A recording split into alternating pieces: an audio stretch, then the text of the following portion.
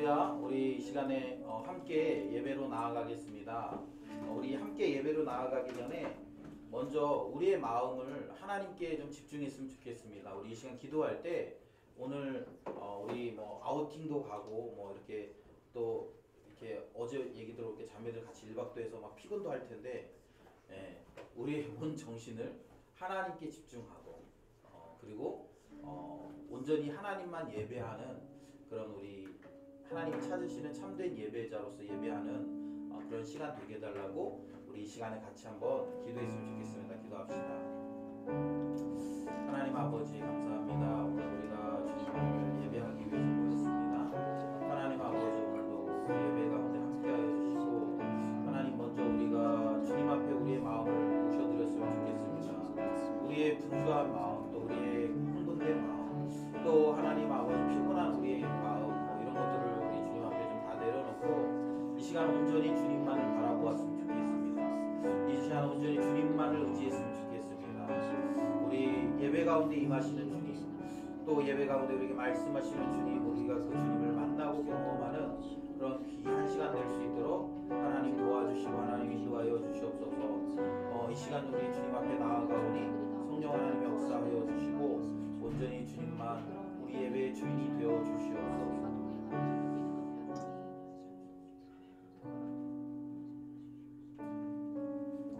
우리 예배로 나아가면서 이렇게 고백합니다.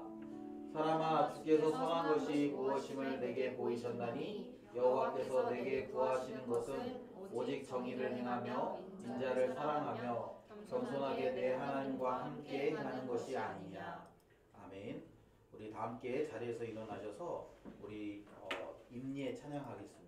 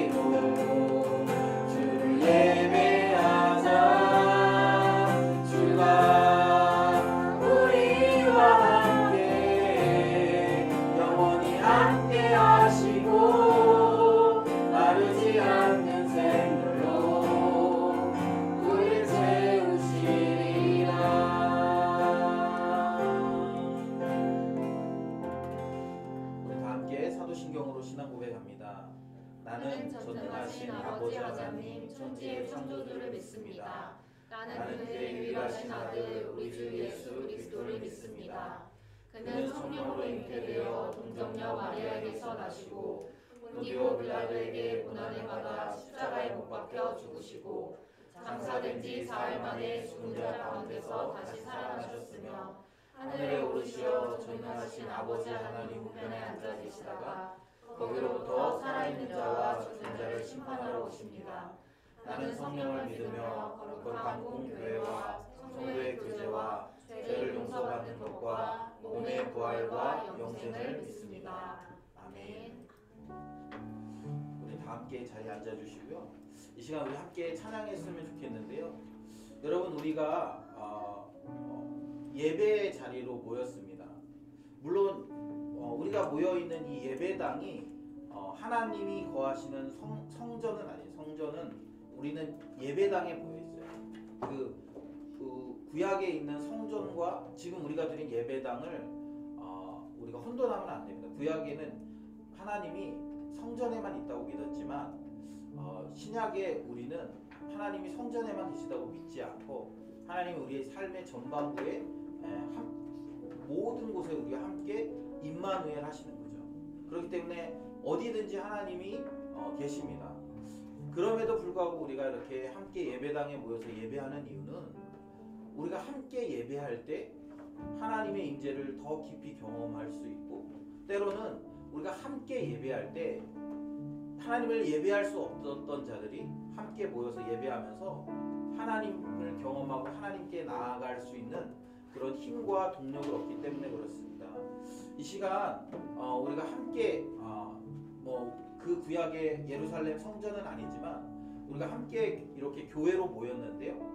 우리가 이렇게 함께 모여서 하나님의 도를 배우고 우리가 주님의 길로 행하고 그렇게 하는 그런 귀한 예배의 시간 되기를 소망하면서 우리가 함께 찬양했으면 좋겠습니다. 오라 우리가 여호와의 산에 올라.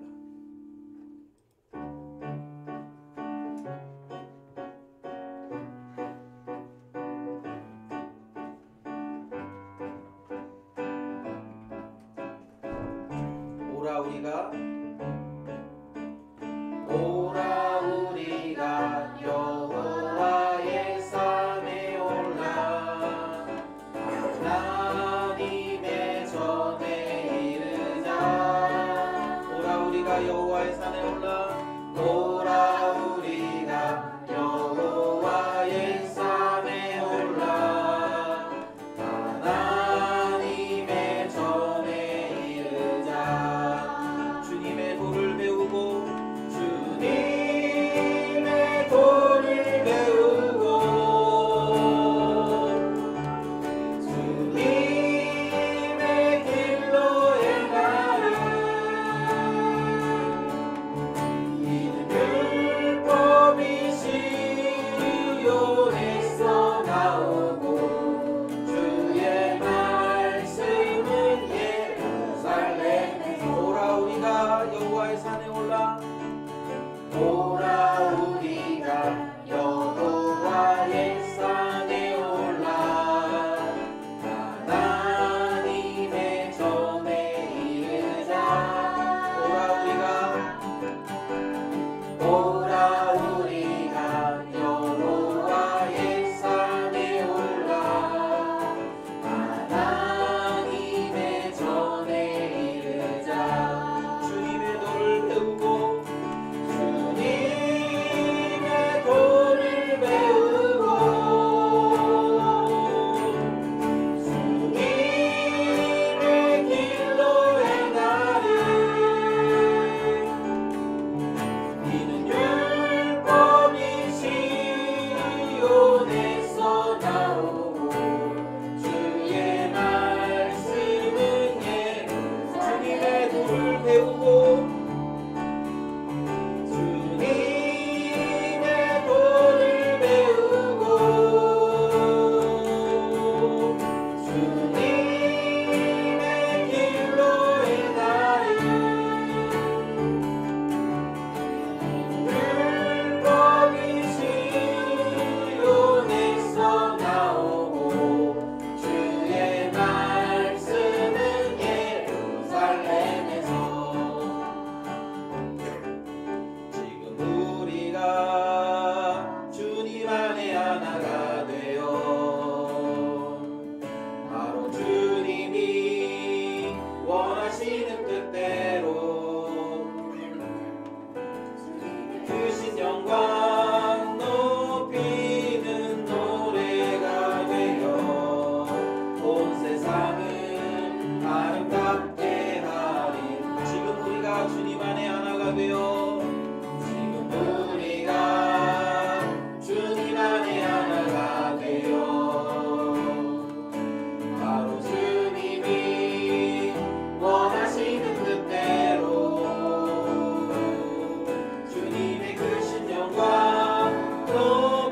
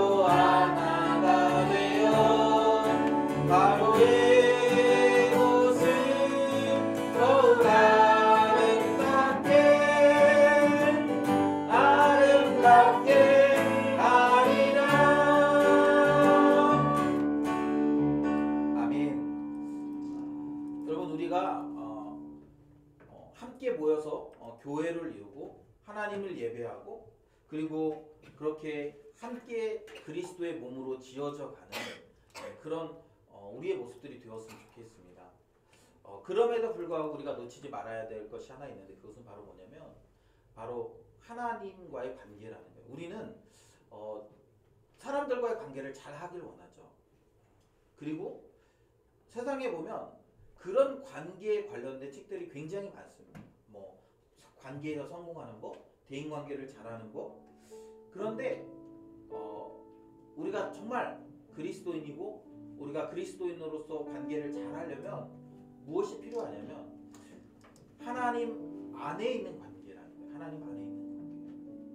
우리는 자꾸 그 사람과 나와 1대1로 관계를 맺고 그래서 그 관계를 잘 해보려고 노력합니다. 그러나 사실 그리스도인들은 그 관계의 중심에 하나님이 계시고 그리스도가 계시다는 사실을 우리가 기억해야 돼요.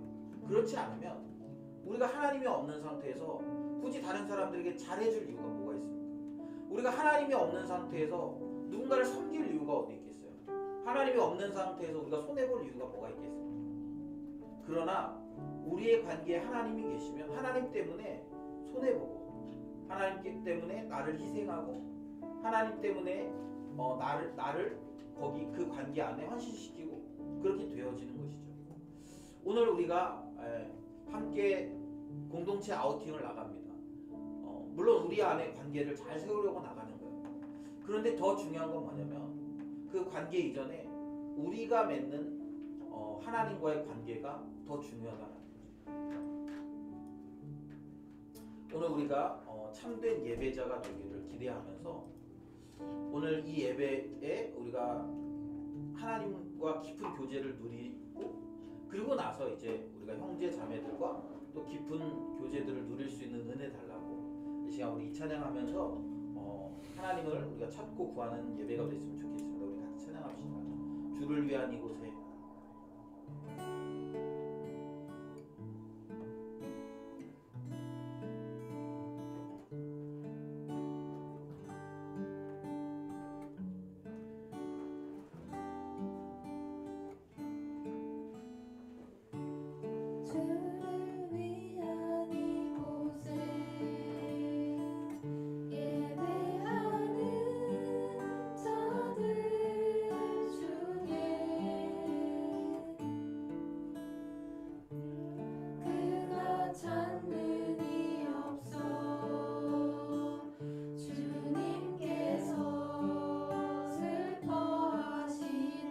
주님이 찾으시는 그 한 사람 주님이 찾으시는 그 한 사람 그의 예배자 내가 그 사람 되길 내가 그 사람 되길 간절히 주께 다시 한번 고백합시다. 주를 위한 이곳에 우리 자매들이 한번 고백해 볼까요? 주를 위한 이곳에 주를 위한 이곳에 예배하는 자는 주의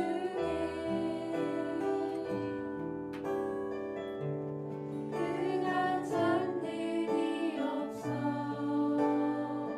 주님께서 슬퍼하시네. 시간에 형제들이 고백합니다. 주님이 찾으시는 그 한 사람 주님이 찾으시는 그 한 사람 그의 예배자 내가 그 사람 되길 간절히 주께 예배하네. 주내로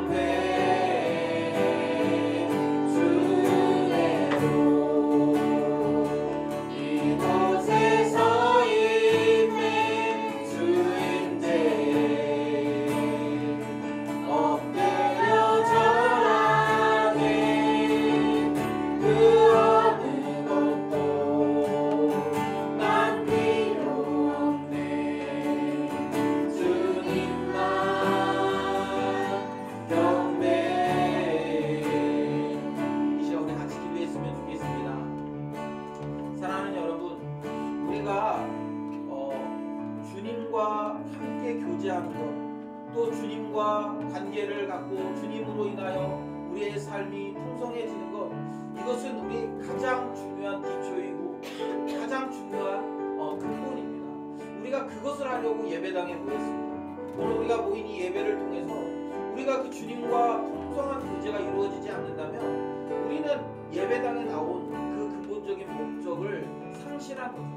오늘 우리가 드리는 이 예배를 통해서 주님과 풍성한 교제, 주님과의 깊은 대화, 그리고 주님과의 충분한 교제, 그래서 세상에 가서도 내가 주님을 예배하고 세상에 가서도 주님 말씀대로 살아갈 수 있는 그런 힘을 얻도록 오늘 우리 예배 가운데 하나님 임재해 달라고, 오늘 이 예배 가운데 주님 깊이 만나 달라고 이 시간에 우리 같이 예배를 위해서 우리 기도하며 나아가겠습니다. 기도합시다. 하나님 아버지 감사합니다. 오늘도 우리가 예배자로 나왔습니다. 주님 그렇습니다. 우리가 주님이 아니면 우리의 삶은 아무것도 아닙니다. 주님은 그리고 또 우리를 예배자로 찾고 부르고 계십니다. 하나님 우리가 오늘 예배할 때 그 주님을 깊이 만났으면 좋겠습니다. 하나님 우리가 다른 목적이 아니라 다른 원인 이유가 아니라 오직 주님을 예배하는 것이, 그 주님과 교제하는 것이 하나님 우리의 가장 근본적인 하나님 이유가 되게 하시고 가장 근본적인 원인이 될 수 있도록 하나님 도와주시옵소서. 우리가 그것이 축복되어져서 하나님 우리가 세상에 나가서도 일주일 동안 주님과 교제하며 주님과 만나며 주님을 예배하는 예배자로서 잘 설 수 있도록 주님 도와주시고, 그렇게 살아가는 우리의 삶을 통해 하나님의 영광이, 하나님의 그 크신 은혜가 우리 가운데 부어질 수 있도록 성령님 인도하여 주시고 도와주시옵소서. 하나님의 은혜를 구하며 나아갑니다. 오늘 예배 가운데 인도하여 주시고 주님을 만날 수 있도록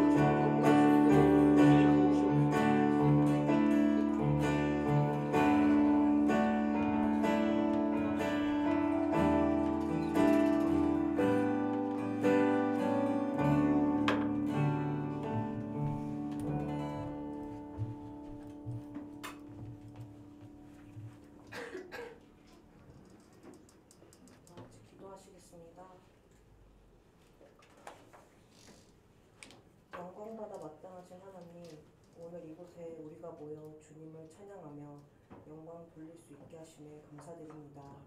이 시간 또한 방해받지 않고 또 예배하게 하시니 감사드립니다. 지난 한 주 세상 속에서 매일을 살아가는 가운데 우리는 주님이 주시는 말씀에 귀 기울이지 못하고 지나치고 때론 무시하며 살아가기도 했습니다. 주님이 주시는 빛이 아닌 어둠 속으로 들어가 나오지 않고 있을 때도 있습니다. 어둠 가운데 홀로 있는 형제 자매를 기억하고 주님의 은혜를 구하니 주님 앞에 나와 돌이키길 원합니다. 늘 주님이 주신 말씀을 붙잡고 깨어있는 마음으로 살아가게 도와주세요. 주님, 세빛 공동체에서 서로가 서로를 섬기고 세워주는 공동체가 되길 소망합니다. 우리가 하나님을 향한 같은 믿음과 같은 신앙 고백이기를 소망합니다. 우리가 예수님을 믿는 것으로 인해 우리 공동체뿐만 아니라 각자 위치한 곳에서도 선한 영향력이 있기를 원합니다. 부모로서, 형제 자매로서, 친구로서 신앙과 경건의 본이 되기를 원하고 서로를 보며 배우고 성장하길 기도합니다. 공동체 안에서 교제의 기쁨을 누리게 해주시고 중국과 한국에 있는 지체들 서로가 서로를 위해 중보하는 것을 잊지 않고 더욱 기쁜 마음으로 서로 사랑하는 공동체 되게 하소서. 또 이 시간 말씀 듣습니다. 말씀 전해주시는 목사님께 은혜 충만케 하셔서 듣는 성도들 모두가 말씀마다 깨닫게 하시고 또 한 주 그 말씀 따라 살아갈 수 있도록 도와주세요. 또 은혜가 더욱이 넘쳐 흐르게 도와주세요.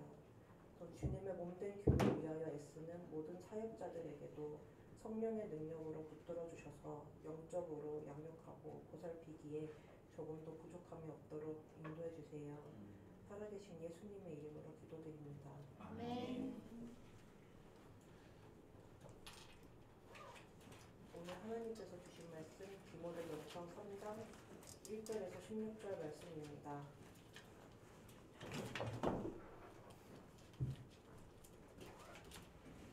다 같이 한 절씩 교독하도록 하겠습니다. 미쁘다 이 말이여 곧 사람이 감독의 직분을 얻으려 함은 선한 일을 사모하는 것이라 하는도다.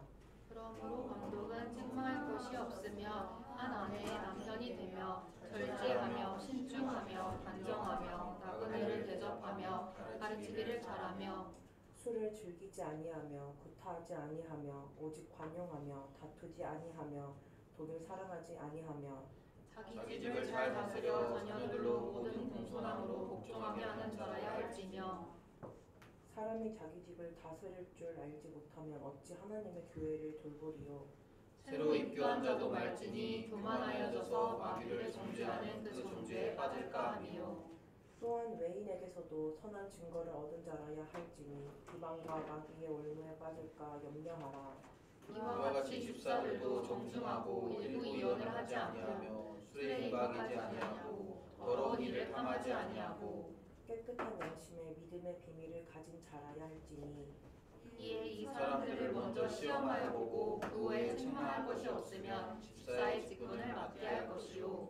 여자들도 이와 같이 정숙하고 모함하지 아니하며 절제하며 모든 일에 충성된 자라야 할지니라.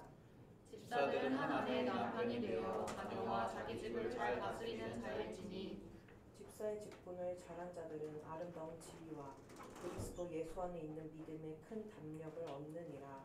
내가 속히 내게 가기를 바라나 이것을 내게 쓰는 것은 만일 내가 지체하면 너로 하여금 하나님의 집에서 어떻게 행하여야 할지를 알게 하려 함이니 이 집은 살아계신 하나님의 교회요 진리의 기둥과 터이니라. 크도다 경건의 비밀이여 그렇지 않다 하는 이는 없도다. 그는 육신으로 나타난 바 받으시고 영으로 이르다 하심을 받으시고 천사들에게 보이시고 왕국에서 전파되시고 세상에서 믿음 바 되시고 영광 가운데서 올려지셨느니라. 아멘.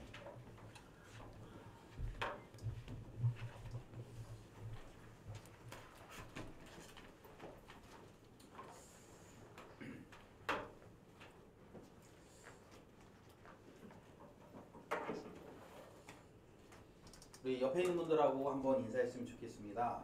우리 옆에 있는 분들에게 이렇게 인사했으면 좋겠는데요. 우리 오늘 설교의 제목이 이 집은 살아계신 하나님의 교회요 진리의 기둥과 터니라 이렇게 얘기하고 있는데요. 이렇게 한번 했으면 좋겠습니다. 우리는 살아계신 하나님의 교회입니다. 이렇게 한번 인사할까요? 우리는 살아계신 하나님의 교회입니다. 여러분 오늘 설교는요 굉장히 중요한 본문입니다. 오늘 이 본문을 굉장히 중요해요. 그래서 제가 이렇게 아우팅을 우리가 가기로 했잖아요. 사실은 이렇게 마음이 급하잖아요. 여러분들은 막 지금 가가지고 벌써 가서 막 이렇게 고기 굽고 시작하고 막 이러지 않습니까? 네, 저는 그렇지 않아요.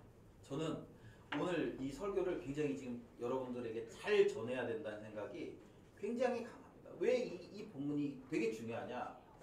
제가 생각해 보면 제가 어릴 때도 이렇게 뭐 보통 저희는 야외 예배 이런 거 많이 했거든요. 야외 예배 1년에 꼭 한두 번은 야외 예배 했는데 가면 목사님이 5분짜리 설교하고 막 이랬어요. 본문 설교 본문이 있고 뭐 오늘 뭐 이렇게 잘 지내봅시다 뭐 이러고 그러면 설교 끝났어요. 근데 저는 이게 그럴 수가 없어요. 왜냐하면 제가 뭐 그럴까도 생각했었는데 오늘 본문이 너무 중요해요. 너무 중요해서 그냥 그렇게 간단하게 5분 만에 여러분 오늘 뭐 잘 하세요 이렇게 끝낼 수 있는 그런 본문이 아니에요. 왜 중요하다라고 얘기하냐면 그만큼 잘못되었기 때문에 지금 상당히 많이 잘못 가고 있기 때문에 우리가 이것을 잘 배우는 게 굉장히 중요합니다.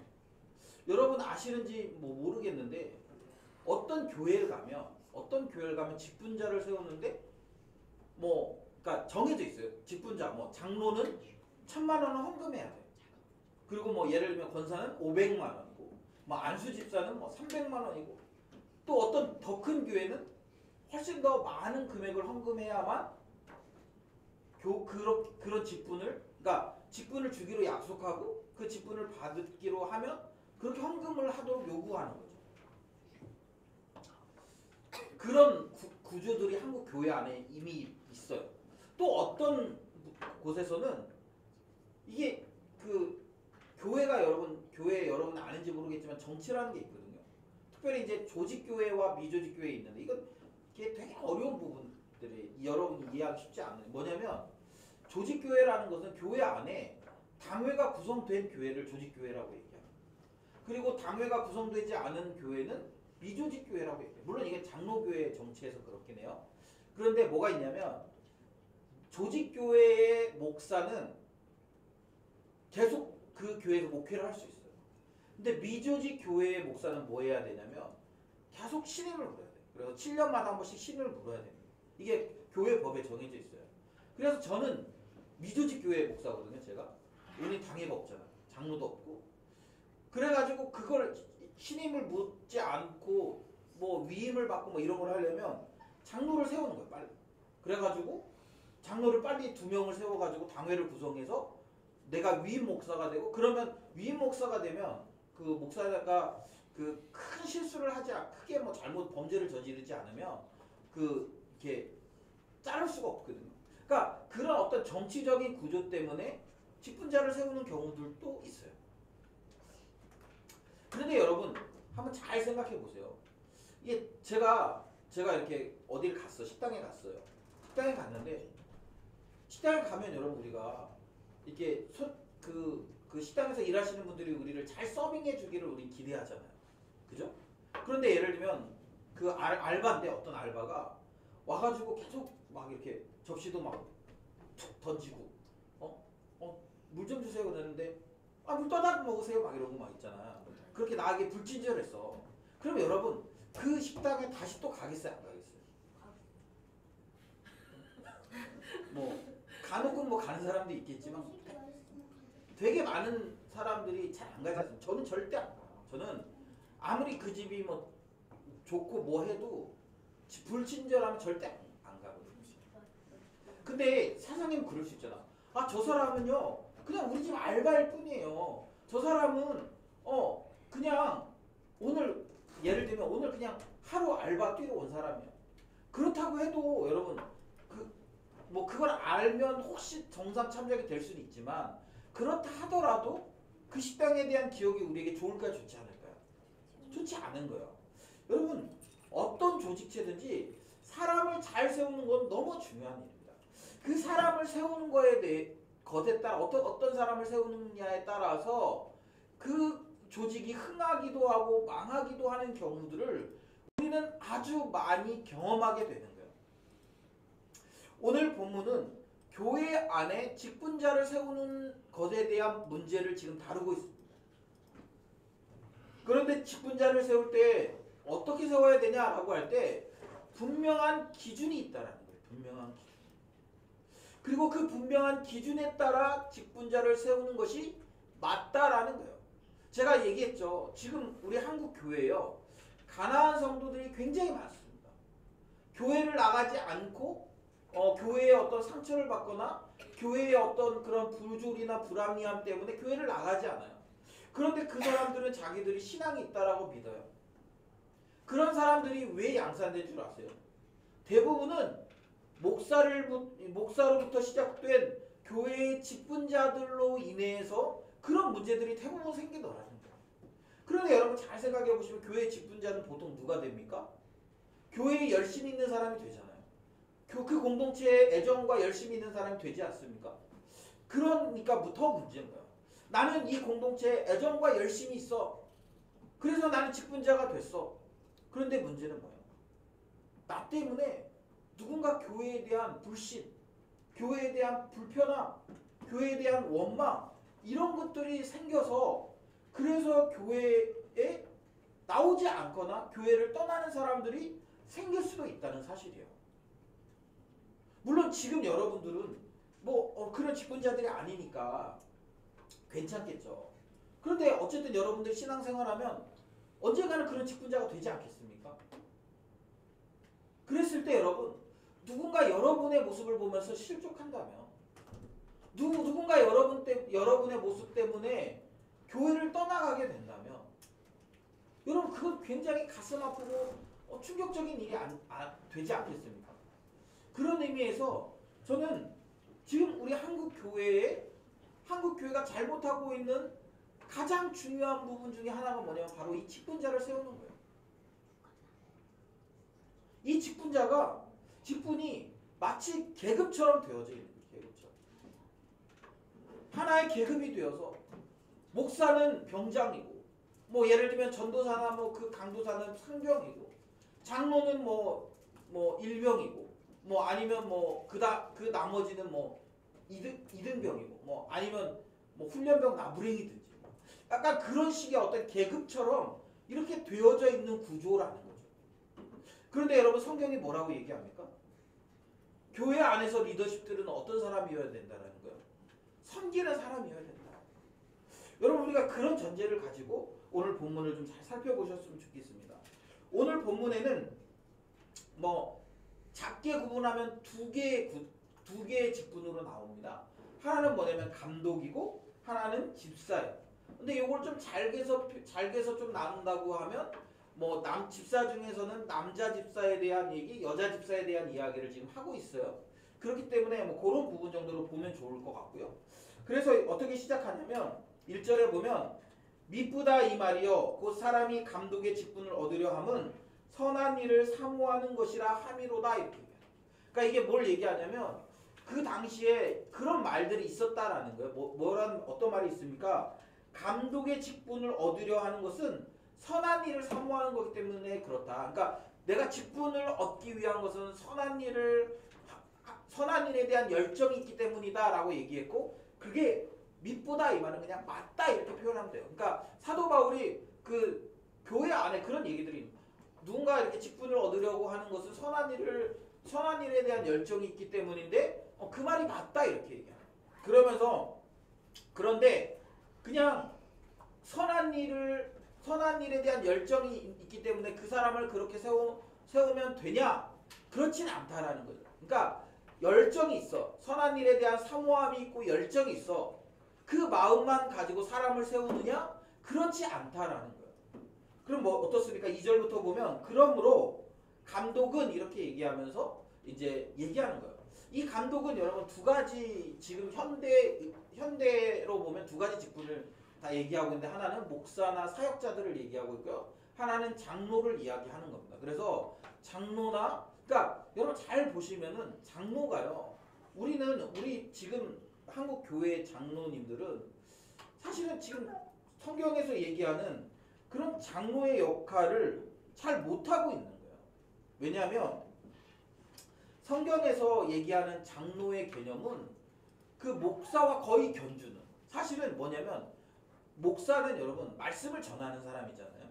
근데 장로는 뭐 하는 사람이냐면 우리 성도들이 목사님이 전한 말씀대로 살고 있는지 살고 있지 않은지를 잘 돌아보는 역할을 하는 거예요.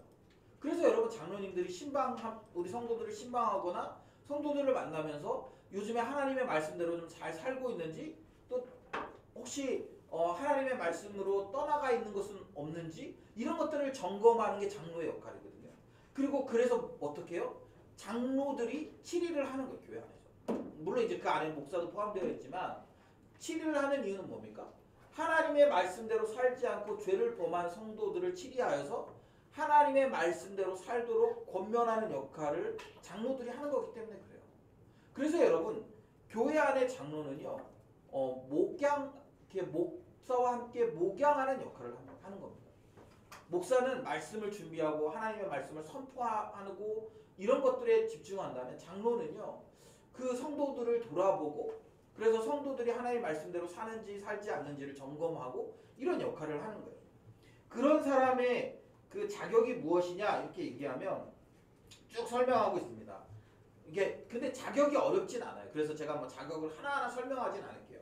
그럼 뭐라고 돼 있냐면 책망할 것이 없고 한 아내의 남편이 되고 절제하고 신중하며 단정하며 나그네를 대접하며 가르치기를 잘하며 술을 즐기지 아니하며 구타하지 아니하며 오직 관용하며 다투지 아니하며 돈을 사랑하지 아니하며 자기 집을 잘 다스려 자녀들로 모든 공손함으로 복종하게 하는 자여야 된다라고 얘기하면서 사람이 자기 집을 다스릴 줄 알지 못하면 어찌 하나님의 교회를 돌보리요 이렇게 얘기해요. 그 말은 뭐냐면 가정도 있지만 교회도 큰 가정이기 때문에 그렇게 이야기하는 것입니다. 그리고 나서 뭐라고 얘기하면 새로 입교한 자도 말지니 이렇게 얘기해요. 그러니까 이 말은 뭐냐면 막 믿기 시작한 사람은 안 된다라는 거예요. 왜 그러냐면 교만해져서 마귀를 정죄하는 그 정죄에 빠질까매요. 이렇게. 그러니까 교만해져서 어떻게 되냐면 이제 그런 거 있잖아요. 뭐 예를 들면 내가 신앙생활을 나는 막 최근에 했는데 열정이 있어요. 그런데 교회 안에 보니까 신앙생활을 오래 했는데 열심이 없는 사람들이 있어요. 그래서 너는 왜 그러니? 요즘 제대로 해라. 이렇게 다른 사람들을 판단하고 정죄하게 될까봐 그렇게 하지 말아야 된다라는 거예요. 그러니까 어느 정도 시간을 가지고 두고 봐야 된다라는 것을 설명하는 거예요. 7절 그러면서 외인에게도 선한 증거를 얻은 자라야 할지니 비방과 마귀의 올매에 빠질까 염려하라. 그러니까 외부에 있는 사람들에게 뭐 예를 들면 그럴 수 있잖아요. 밖에서는 막 이상하게 살아. 그런데 교회에서는 장로나 감독이래. 그러면 사람들이 어떻게 해요? 야, 교회는 이상한 집단이야. 교회는 이상한 곳이야. 왜 세상에서는 저렇게 못 살고 그런 사람이 그렇게 한 사람이 교회 안에서는 리더십에 선다? 그거는 좀 이상한 거 아닌가? 이제 그런 이야기를 하는 거예요. 그러면서 저기 하라는 거죠. 그런 사람들은 안 된다라는 거예요. 2절부터 7절까지 감독의 그 자격에 대한 이야기를 하고 있습니다. 그리고 나서 8절부터 13절을 얘기하는데 그 중에 이제 첫 번째는 여기는 이제 남성들에 대한 이야기. 8절 이와 같이 집사들도 정중하고 일구이연을 하지 아니하고 술에 임박이지 아니하고 더러운 일을 탐하지 아니하고 깨끗한 양심의 믿음의 비밀을 가진 자라야 할지니. 그러면서 10절에 보면 이 사람들을 먼저 시험하여 보고 그 후에 책망할 것이 없으면 집사의 직분을 맡게 할 것이요. 그리고 여자들도 이와 같이 여자들은 어떻게 하라는 게 정숙하고 모함하지 아니하며. 그러니까 여자들이 이렇게 잘할 수 있는 것들이 뭐냐면 잘 지을 수 있는 죄가 뭐냐면 모함하는 거예요. 수근수근하거나 모함하거나 뒷담화하거나 이런 것들을 잘할 수 있는데 그런 걸 하지 않는 사람이어야 된다는 거예요. 그리고 절제하며 모든 일에 충성된 자라야 할지니라. 그리고 이게 앞에서 이제 이야기한 것들을 이어가는 거예요. 그러면서 집사들은 한 아내의 남편이 되어 자녀와 자기 집을 잘 다스리는 자일지니 집사의 직분을 잘한 자들은 아름다운 지위와 그리스도 예수 안에 있는 믿음의 큰 담력을 얻느니라. 그래서 뭐라고 얘기하냐면 이런 직분들을 잘 감당하면 어떻게 된다라는 거예요? 아름다운 지위를 얻게 됩니다. 그리고 또 하나는 그리스도 예수 안에 있는 믿음의 큰 담력을 얻는다라는 거예요. 그러니까 이 교회 안에서 집사의 일을 잘 감당하면 어떠냐면 믿음이 더 커지는 거예요. 여러분 믿음은요 원래 커지게 돼 있거든요. 근데 어떻게 커지냐면 내가 믿음으로 어떤 일을 했는데 그 믿음으로 어떤 선택하는 것이 그대로 됐어. 그럼 또 어때요? 다음에는 더 큰 믿음을 발휘할 수 있고 그러면서 점점 믿음의 그 크기가 커지는 건데 그런 것처럼 믿음의 큰 담력을 얻게 된다라는 거예요. 그래서 우리가 1절부터 13절까지를 우리가 정리한다면 직분자를 세울 때는 그냥 열정 있는 사람을 세우는 것이 아니라 직분자를 세우는 것에는 자격이 필요하다는 거예요. 자격. 그리고 그 자격이 된 사람을 세우는 것이 맞다라는 거예요. 여러분 왜 그렇습니까? 우리가 세운 직분자가 그 교회를 다스리게 되어 있잖아요. 그 교회를 운영하게 되어 있지 않습니까? 그러면 어떤 결과를 낳냐면 그 직분자의 한계에 교회가 머물게 되어 있는 거예요. 그러니까 예를 들면 내 한계는 100이야. 그러면 우리 교회 공동체를 제가 이렇게 다스리면 100의 그 역량으로 다스릴 거 아니에요, 교회를. 그러면 어떻게 되냐면 딱 요 100 정도에 머물러 있는 거죠. 100 정도에 머물러.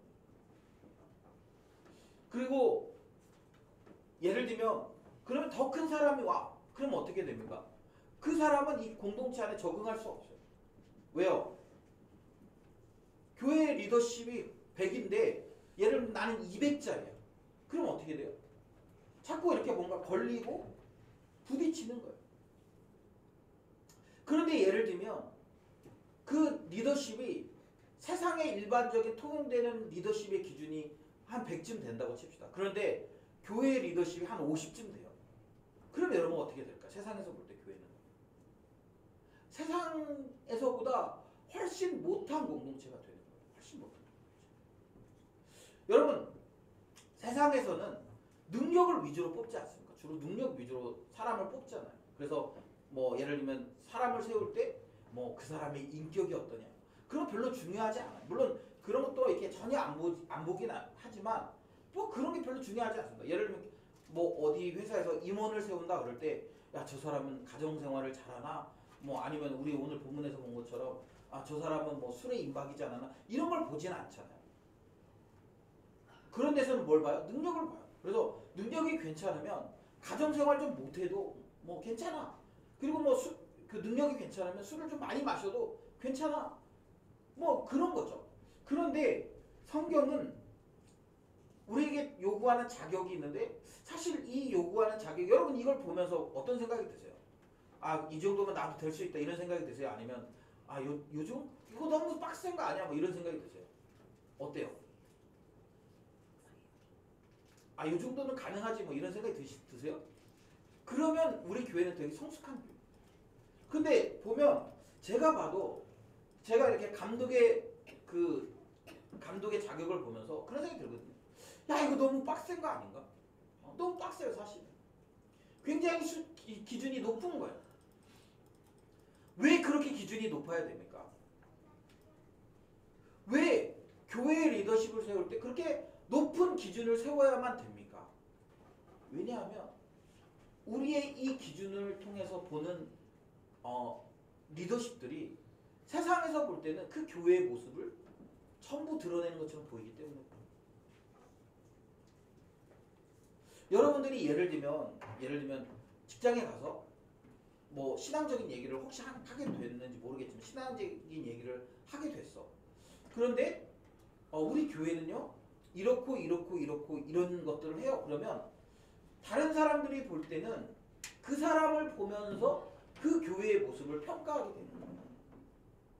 아 쟤네 교회는 저렇구나. 쟤네 교회는 저런 모습이구나. 왜냐하면 저도 그렇거든요. 누군가를 만났을 때 그 사람이 교회에서 어떤 모습을 보여주는지를 제가 이렇게 얘기를 들어보면 아 저 교회는 저렇구나. 물론 저는 한 가지 더 생각하는 게 있긴 해요. 뭐냐면 혹시 교회에서는 그거보다 더 요구할 수 있지만 저 사람이 거기에 수능 안 하고 따라가지 못해서 혹시 그렇진 않을까 그런 걸 생각하긴 하지만 근데 저 정도 되니까 그런 생각을 하지만 보통 사람들의 경우는 어떠냐면 우리가 보여주는 모습이 우리 교회의 모습을 나타내는 거죠. 아 그래서 어떤 사람을 보면서 아 새벽교회는 저 정도겠구나 그런 걸 평가하지 않겠습니까? 그런데 지금 사도 바울이 얘기하는 교회의 모습은 어떤 거냐면 세상에 나가서 그리스도의 복음을 증거해야 되는 교회예요. 그렇기 때문에 세상 사람들에게도 매력적인 공동체이어야 된다는 거예요. 그 말은 뭘 의미하냐면 세상 사람들에게 매력적인 공동체가 되기 위해서는 세상 사람들이 가지고 있는 도덕적 기준보다 훨씬 높은 기준이 우리에게 필요하다는 걸 의미하는 거죠. 그런 의미에서 여러분 저는 최근에 교회들에서 하고 있는 여러 가지 그런 행동들이 굉장히 못마땅한 경우들이 많아요. 교회에서 퇴직하는 목사들에게 전별금을 준다. 그것도 거액의 전별금을 준다. 저는 그게 너무너무 부끄러워요. 왜 그런 줄 아세요? 여러분 회사를 30년 다녔다고 퇴직금 주는 거 말고 회사에서 막 몇 억씩 이렇게 떼주는 거 여러분 보셨습니까? 그런 경우는 거의 없어요.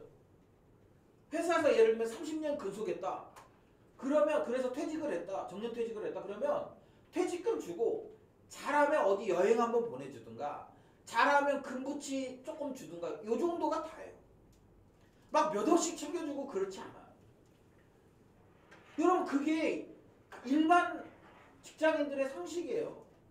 여러분들 직장 다니잖아요. 직장 다니죠. 그죠? 직장 다니는데 여러분 예를 들면 내가 여기서 30년 근무하면 나한테 한 5억 떼주겠지? 여러분 그런 생각 하십니까? 우리 직장 사람들 그 정도 생각하잖아요. 내가 연금은 얼마 받지? 정년퇴직하면 연금은 잘 나올까? 아니면 내 퇴직금은 잘 정산이 될까? 그 정도잖아. 그 정도 생각하는 거 아니에요? 이게 일반적인 상식인데 어느 순간부터 교회 안에 나 퇴직하면 교회에서 뭐 몇 억 받아가야지. 여러분 그건 정말 너무 세상 사람들한테 그런 게 모순인 거예요. 모순. 여러분 교회를 왜 아들에게 물려줍니까? 여기가 무슨 기업이에요? 기업? 뭐 주식회사여서 주식을 물려주면 자동적으로 대주주가 되고 뭐 그런 개념 아니잖아요. 그렇다고 그분들이 논리적으로 내세우는 게 그런 거잖아요. 제사장의 직분은 뭐 이렇게 자녀로부터 이렇게 자녀로 전수되는 것.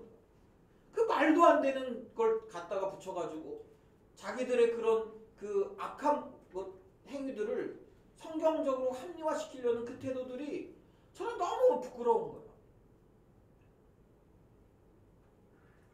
여러분 제가 장담하는데 저희 자식이 우리 교회를 물려달라고 혹시 누가 한다 해도 저는 절대 그럴 마음이 없어요. 그런 건 여러분 세상에서도 하지 않는, 세상에서 여러분 그렇게 해가지고 정당하게 이렇게 그 물려주지 않으면 잡혀가잖아요. 그 뭐라 그러죠? 그 증여세 이런 거 안 내면 잡혀가잖아요. 세상에서도 악하다고 얘기하는 것을 교회가 하니까 어떤 결과들이 나타납니까? 교회가 손가락질 받는 일들이 나타나는 거예요. 여러분 왜 이런 기준을 세우느냐? 아주 중요하게 오늘 이야기하는 부분이 있는데요. 여러분 14절, 15절, 16절은 사실은 오늘 본문하고 별로 상관없는 것처럼 보일 수 있어요. 그런데 이게 되게 중요합니다. 왜? 앞에서 얘기한 3장 1절부터 13절까지 얘기한 이 직분에 대해서 이야기하면서 이렇게 엄격한 기준을 제시하느냐? 왜 그러냐라고 얘기할 때 그 답이 뭐냐면 15절에 이렇게 돼 있어요. 우리 15절 같이 한번 읽을까요? 15절 우리 같이 한번 읽습니다. 시작. 만일 내가 자취하면 너로 하여금 하나님의 집에서 어떻게 행하여야 할지를 알게 하려 함이니 이 집은 살아계신 하나님의 교회요 진리의 기둥과 터니라. 예, 이것 때문에 그래요. 이것 때문에.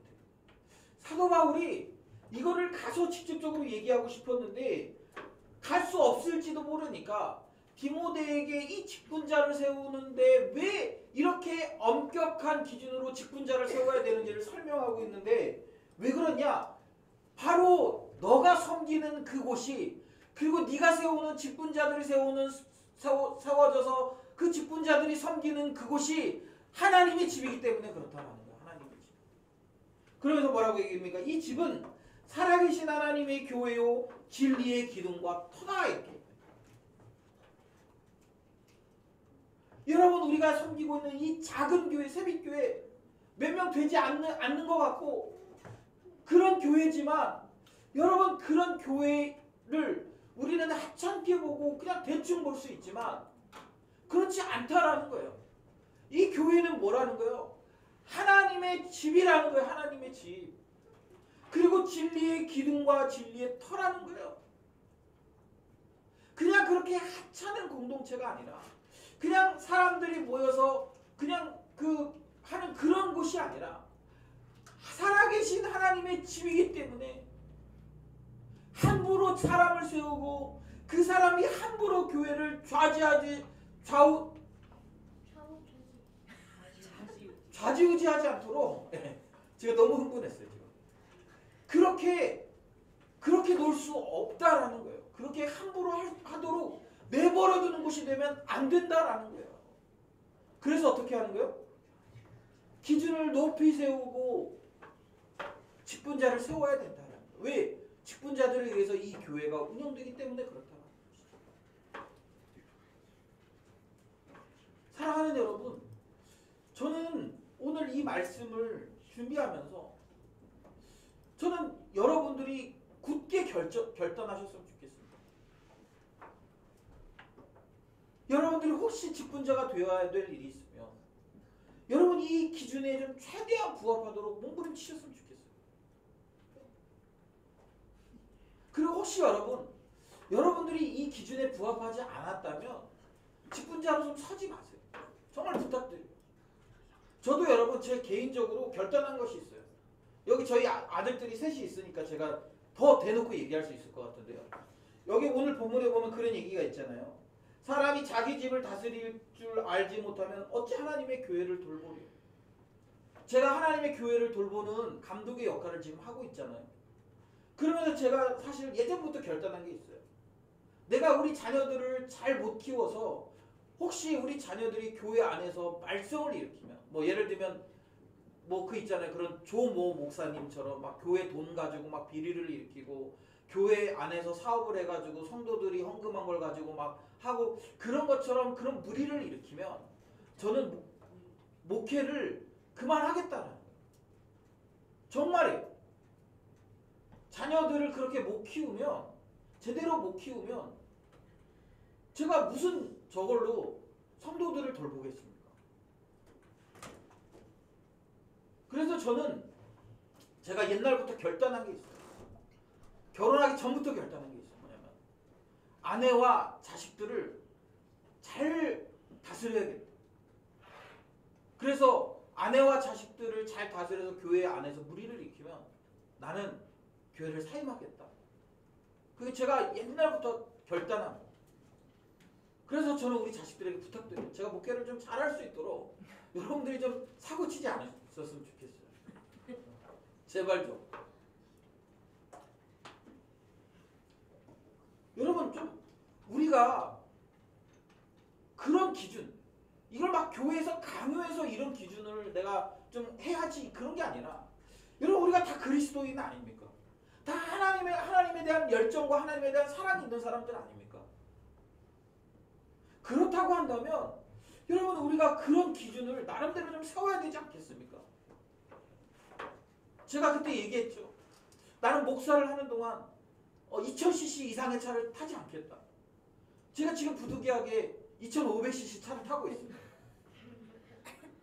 그래도 이렇게 약간 뭐가 있냐면 내 차가 아니고 빌려 타는 차고 또 이렇게 사람이 많이 타는 차니까. 그런데 제가 그냥 뭐 솔직하게 얘기하면 어느 순간 제가 좀 나이를 먹어가면서 야 이제 좀 시간도 지났고 그러니까 나도 성공한 아빠들의 상징인 그랜저는 한번 타보고 죽어야 되지 않겠나? 그런 생각이 어느 순간 드는 거예요. 그래서 저희 아내한테 그런 얘기를 했어요. 저희 아내가 결혼 20주년 되면 저한테 차를 사준다고 그래서 제가 그때는 그랜저를 사줘야 된다 제가 얘기를 했어요. 그리고 나도 그 정도는 타보고 죽어야 되지 않겠냐. 그런 생각을 하다가 어느 날 계속 이렇게 난 그래도 된다고 계속 진짜로 생각하고 있었거든요. 그런데 어느 날 하나님 저에게 그런 마음 주셨어요. 너 처음에 그렇게 얘기하지 않았잖아. 2000cc 이하 얘기했잖아. 그래서 제가 아내한테 다시 바꿨어요. 결혼 20주년 때 소나타 사달라고 했어요. 뭐 여러분 이거는 뭐 진리도 아니고 뭔 아니에요. 그런데 여러분 제가 뭘 얘기하고 싶냐면 여러분 나름대로 그런 내가 주님의 사람이기 때문에 내가 거룩한 그리스도를 섬기는 자기 때문에 좀 나름대로 여러분 그런 신앙의 기준들을 좀 만들어야 돼야 되지 않겠습니까? 적어도 말씀대로 살기 위한 그런 나름대로의 기준들을 세워야 되지 않겠습니까? 그런 자격들이 필요하다라는 거예요. 왜 그런 자격들이 필요합니까? 우리가 섬기는 이 교회가, 내가 섬기는 이 교회가 살아계신 하나님의 교회이기 때문에 그렇다라는 거예요. 그냥 사람들이 적당히 모여서 하는 그런 뭐 어떤 모임체가 아니라 살아계신 하나님의 집이라는 거예요. 그리고 진리의 기둥이고 진리의 터라는 거예요. 이런 그 인식이 우리로 하여금 나름대로의 자격과 기준을 갖도록 스스로를 계속적으로 점검하도록 만들어내는 거예요. 이런 게 없으면 결국에는 여러분 우리가 욕하는 그런 목회자들, 우리가 욕하는 그 잘못하고 있다고 얘기하는 그런 모습을 우리도 모르게 답습해 가게 되는 거예요.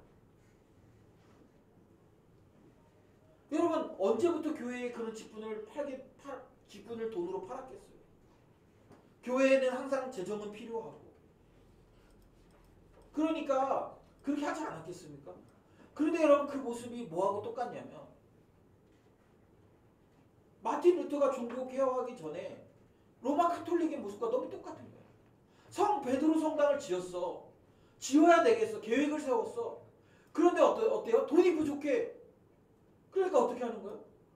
여러분들이 헌금함에 넣는 그 동전이 떨어지는 그 순간, 떨어지는 그 소리와 함께 연옥에 있던 여러분의 사랑하는 가족들이 천국으로 옮겨갑니다. 이것과 즉 여러분이 장로가 되려면 교회에 5천만 원 헌금해야 돼요. 이것과 별반 다르지 않은 모습 아니에요?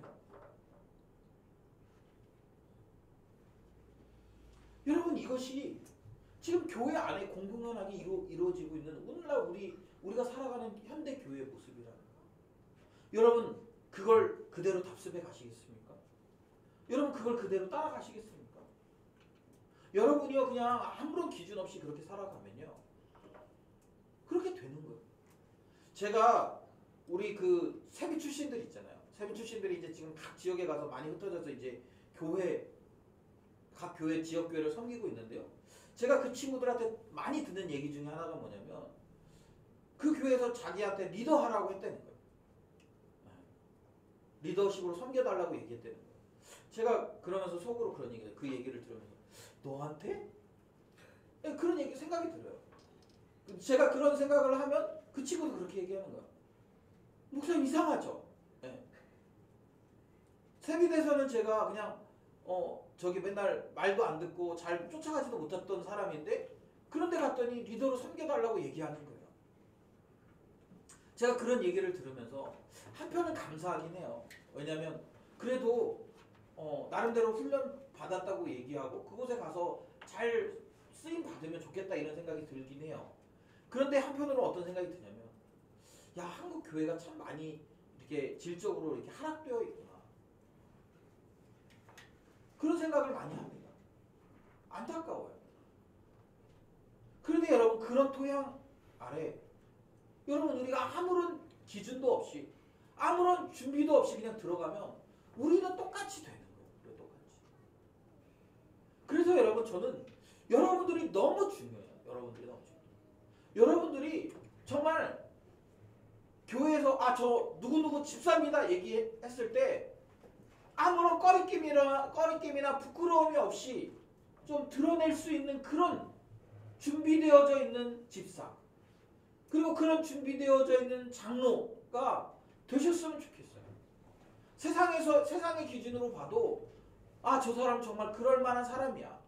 저 사람은 정말 존경받을 만해. 저 사람은 정말 다른 사람들에게 그 인정받을 만해. 그런 정도의 여러분 기준을 가지고 여러분들을 잘 세워가셨으면 좋겠어요. 제가 여러분에게 한 가지 질문을 던지고 싶습니다. 지금 여러분이 갖고 있는 기준은 무엇입니까?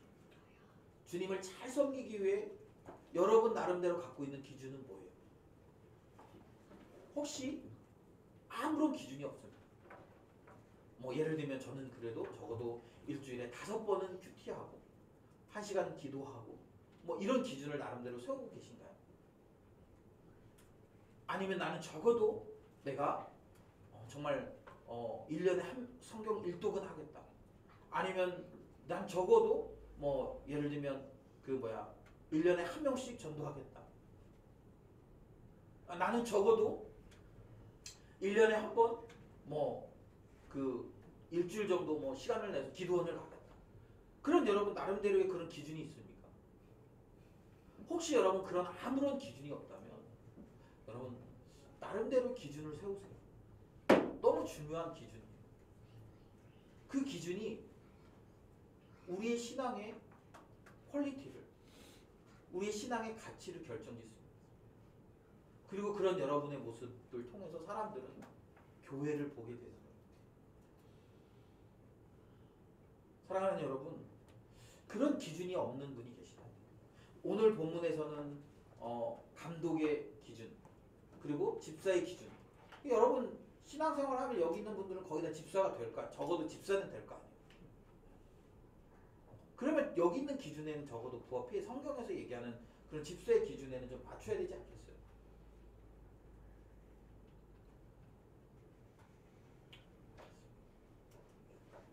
그렇지 않더라도 여러분 나름대로 내가 성도라면 성도의 기준이 필요한 거 아니에요? 그냥 아무나 데려다 놓고 성도라고 이렇게 부르기는 좀 그 이름이 너무 거룩한 물인데 그 이름이 너무 아깝지 않습니까? 저는 우리가 좀 그런 부분에서 좀 나름대로 열심히 기준을 세우셨으면 좋겠어요. 그리고 그 기준을 따라가기 위해서 노력하셨으면 좋겠습니다. 그래서 여러분 한 10년 후쯤 되면 여러분들도 다 이제 집사님이라고 이제 불릴 텐데 주로 그 정도 나이가 됐을 때 내가 성경을 디모데전서 3장을 묵상하면서 참 한없이 부끄럽다 이런 걸 느끼는 것보다는 그래도 나 나름대로 이걸 지켜내기 위해서 좀 이렇게 노력하고 있지. 그런 여러분 좀 그런 기준들을 좀 세우고 그 기준에 맞게 좀 성장해가는 그런 모습들이 우리에게 있어야 되지 않겠습니까? 왜요? 주님의 교회. 우리가 섬기는 곳이 그냥 그런 데가 아니라 주님의 교회고 진리의 기둥이고 진리의 터이기 때문에 그렇다라는 거예요. 바라기는 우리 공동체가 그런 기준을 잘 세워진 기준에 따라가기 위해서 열심히 좀 노력했으면 좋겠습니다. 그리고 그걸 통해서 정말 세상 사람들에게 나의 삶을 보여줘도 우리 교회를 보여줘도 부끄럽거나 그렇지 않은 도리어 사람들에게 자랑할 만한 그런 모습의 공동체 그런 우리 성도들이 되시기를 주님의 이름으로 축복하며 권면합니다. 이 시간 우리 함께 찬양할 텐데요.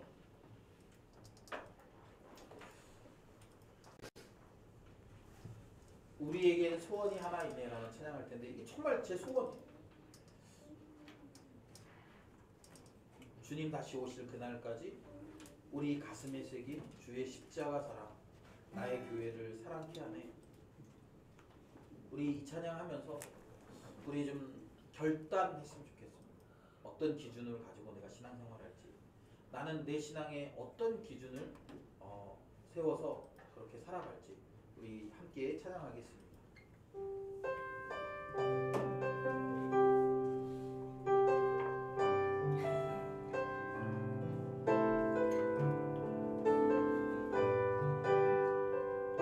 우리에겐 소원이 하나 있네. 우리에겐 소원이 하나 있네. 주님 다시 오실 그날까지 우리 가슴에 새긴 주의 십자가 사랑 나의 교회를 사랑케 하네. 주의 교회를 향한 우리 마음 희생과 포기와 가난과 고난 희생과 포기와 가난과 고난 하물며 죽음조차 우릴 막을 수 없네. 우리 교회는 이 땅의 희망 교회를 교회되게 예배되게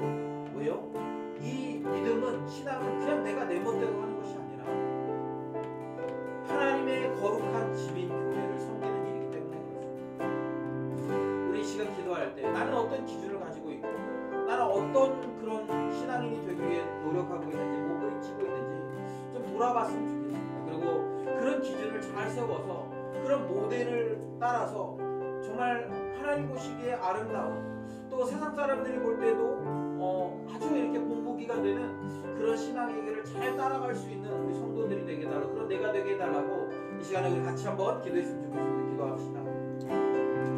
하나님 아버지 감사합니다. 오늘도 우리에게 귀한 말씀 주셔서 감사합니다. 주님 그렇습니다.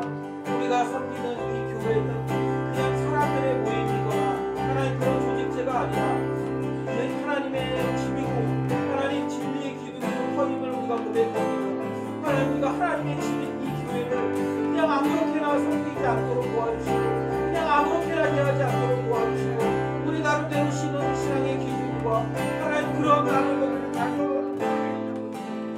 도와주시옵소서. 우리가 그런 기준과 그런 것들을 잘 생각할 때 비로소 하나님 우리에게 온전한 하나님 아버지 신앙의 모습이 있고 그런 모델들을 잘 세워갈 때 우리의 신앙의 진보와 성숙함이 있는 줄 믿습니다. 하나님 아버지 우리에게 은혜를 베풀어 주시고 하나님 우리가 그런 교회의 모습을 잘 서갈 때 하나님 우리를 통해 하나님의 그 놀랍고 귀한 역사들이 이루어질 수 있도록 하나님 도와주시고 하나님 인도하여 주시옵소서. 오늘도 우리가 주님의 은혜를 구하며 하나님의 도우심을 구하며 나아갑니다. 하나님 이 교회가 혼탁하고 어두워지고 세상의 기준에 미치지 못하는 하나님 그런 시기 가운데 우리가 하나님 아버지 정말 주님 말씀대로 살아내므로 그 말씀에 충실하게 살아내므로 하나님 아버지 온전한 교회의 모습으로 온전한 성도의 모습으로 그렇게 잘 세워져갈 수 있도록 하나님 도와주시고 하나님 인도하여 주시옵소서. 하나님 우리 세비 공동체 하나님 그리스도의 능력으로 승화하게 하시고 이곳에 모인 사랑하는 주의 백성들이 다 견고하게 주셔서 하나님 이 마지막 시대를 참석해 나갈 수 있도록 주님 도와주시옵소서.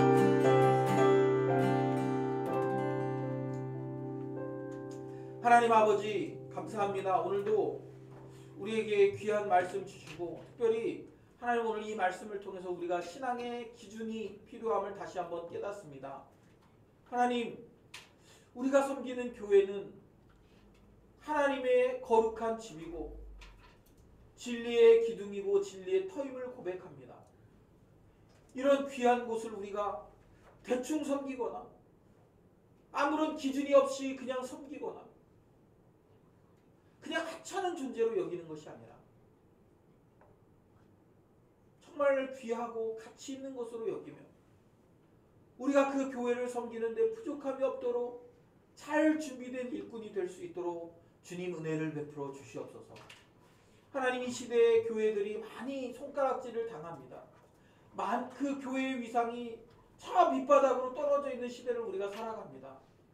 그럴 수밖에 없는 이유는 교회의 기준이 상실되었고 교회가 그 기준을 임으로 허물었기 때문입니다. 하나님 우리 세빛 공동체가 그 기준을 잘 세워갈 수 있도록 주님 도와주시고 그래서 주님 교회를 교회답게 성도를 성도답게 세워갈 수 있도록 하나님 은혜를 베풀어 주시옵소서.